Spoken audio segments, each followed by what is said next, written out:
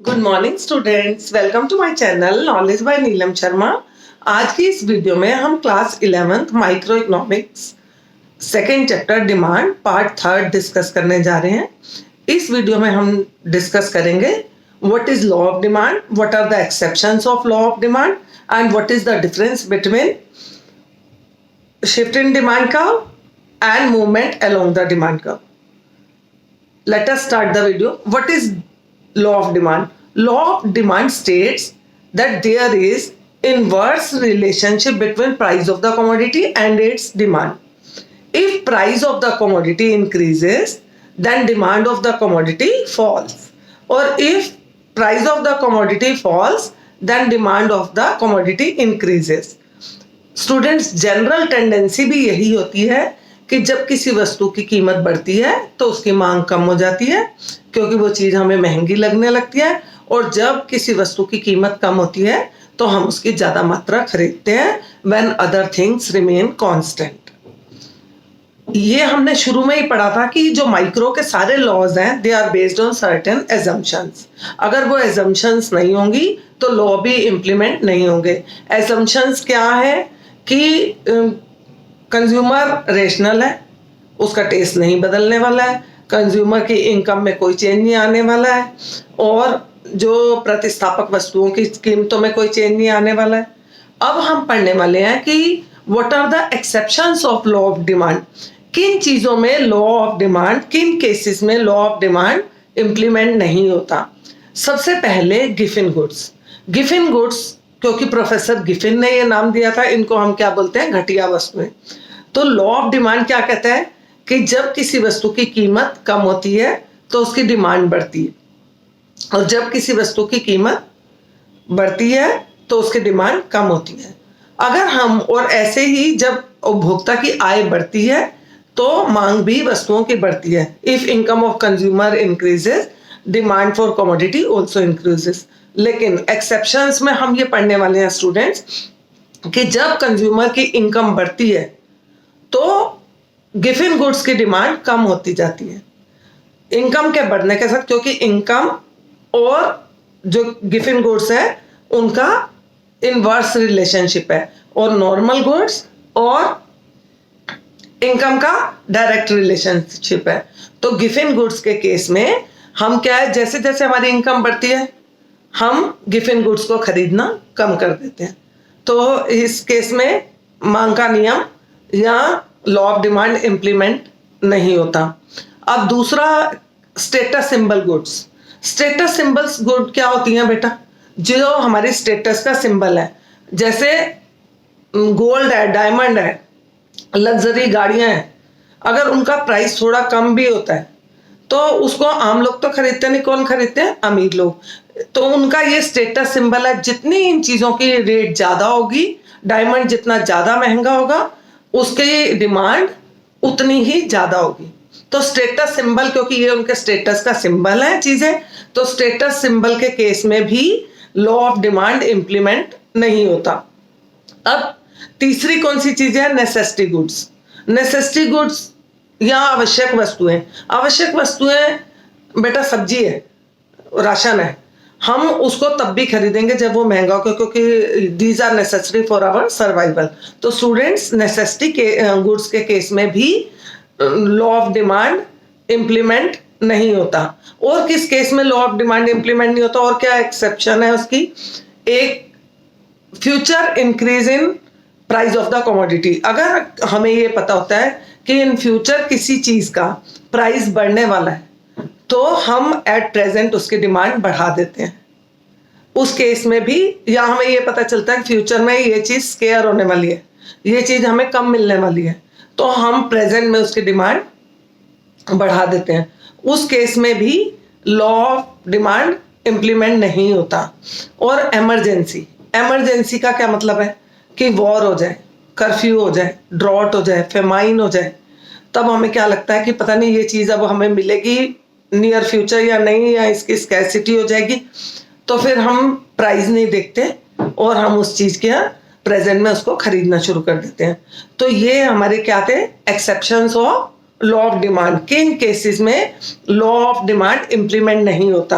अब एक टॉपिक जो और हम इस वीडियो में डिस्कस करने जा रहे हैं वो है difference between movement along the demand curve and shift in demand curve.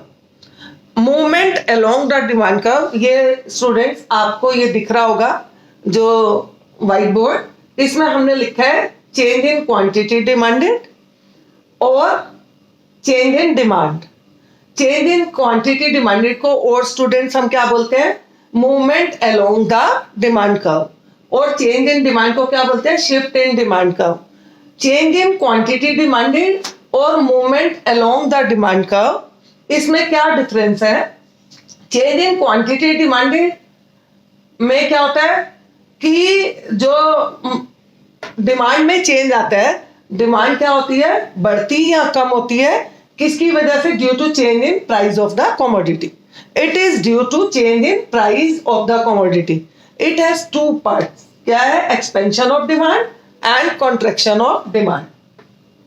दूसरी तरफ चेंज इन डिमांड और उसको क्या बोलते हैं, shift in demand curve. Change in demand और shift in demand curve is due to change in other factors than price, क्योंकि इसमें स्टूडेंट्स प्राइस का कोई रोल नहीं होता है, इसमें दूसरे फैक्टर्स की वजह से हमारी डिमांड में चेंज आता है। दूसरे फैक्टर्स कौन से हैं, income of consumer, taste and preferences, change in price of substitute goods, miscellaneous, वो जो प्राइस को छोड़ के बाकी सब फैक्टर्स की वजह से अगर डिमांड में चेंज आता है तो उसको हम बोलते हैं चेंज इन डिमांड। और अगर वो चेंज आता है सिर्फ प्राइस की वजह से, price of the commodity itself, then उसको बोलते हैं चेंज इन क्वांटिटी डिमांडेड।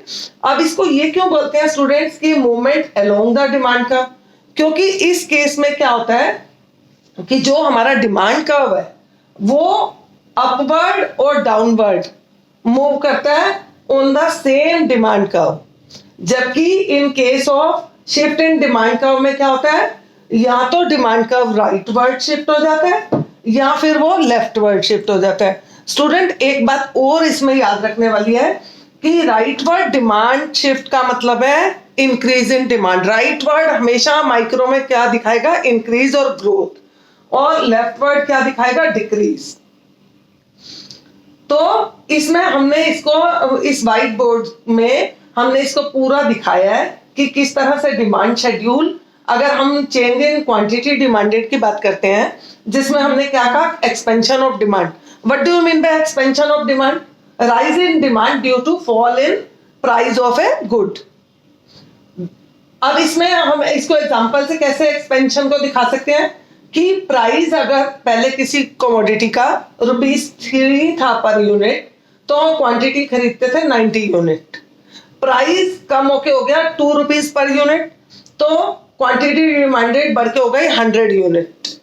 दूसरी तरफ कॉन्ट्रैक्शन ऑफ डिमांड में क्या है, price of commodity per unit पहले कितना था, ₹3 और क्वांटिटी डिमांडेड थी 90 यूनिट।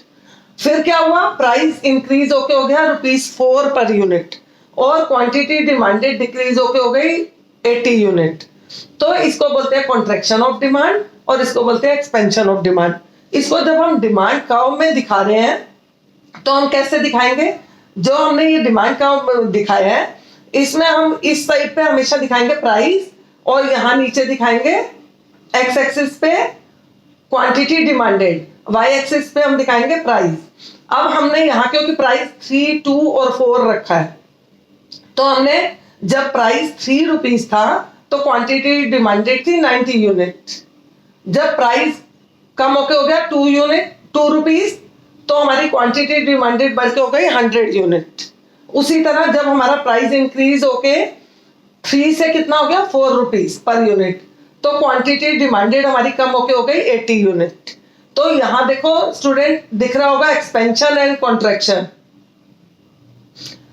एक्सपेंशन में क्या होगा कि due to fall in price of the commodity हमारा वो राइटवर्ड शिफ्ट हो गया, राइटवर्ड एक्सपेंड हो गया, मूवमेंट जो है राइटवर्ड जो एक्सपेंड हो गई। दूसरी तरफ देखो ये अपवर्ड मूवमेंट, कॉन्ट्रैक्शन, क्योंकि प्राइस बढ़ गया है इसकी वजह से वो क्या हो गया, अपवर्ड। दूसरी तरफ इधर देखो स्टूडेंट्स, चेंज इन डिमांड वो मैंने क्या बोला था, that is due to other factors than price. Other factors than price मैंने बता दिया तुम्हें। इसमें क्या होता है, इंक्रीज इन डिमांड और decrease in demand. Increase in demand क्या होता है, due to other factors such as, अगर हमारा टेस्ट फेवरेबल हो गया हो, अगर जो है कंज्यूमर की इनकम इंक्रीज हो गई हो, या सब्स्टिट्यूट गुड के केस में उसके एक का प्राइस में अगर बढ़ गया तो हमारी डिमांड दूसरी तरफ शिफ्ट हो जाएगी।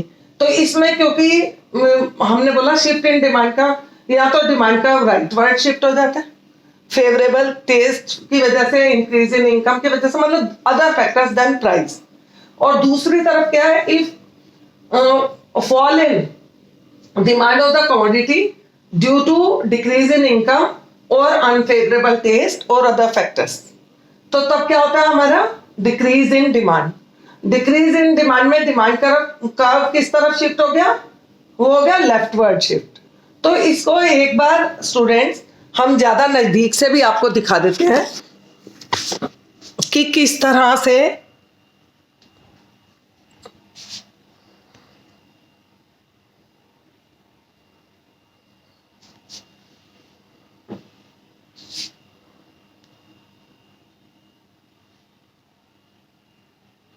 इसका आपको डायग्राम कैसे बनाना होगा।